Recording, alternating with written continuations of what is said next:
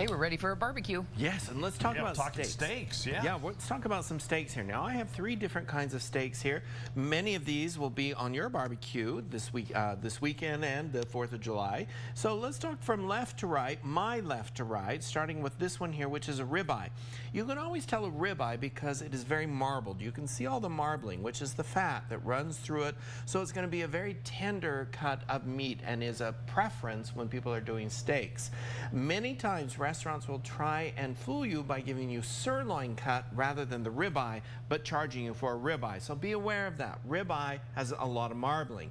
Now on the other side of the bone, this is a T-bone right here. You have the New York side, and so this one here you can see is a little less marbling, but is still going to be a very delicious and tender cut of meat as well. Moving right on over here to tenderloin. Tenderloin is fairly lean, believe it or not, and so there's one of those things that they'll use bacon or other types of intense flavoring to add a flavoring to it because the marbling is what gives the steak its actual flavoring. The fats do. So the tenderloins are here on this one. You can see they're much smaller here than the New York or the ribeye. So a T-bone would be both of those combined. You have the ribeye, you have the New York, or you have the tenderloin here that we're going to be using.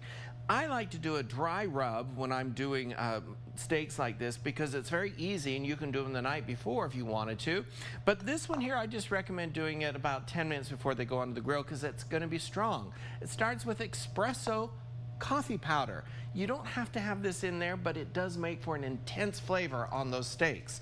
Also to this, I'm going to add a favorite steak seasoning and a few other seasonings that I'll show you when I come back and mix this into an all-purpose general steak rub that's going to knock your socks off. Perfect for the 4th of July. It'll be like fireworks. Well, as long as that's all, I'm fine with that. Oh, there's more. Okay.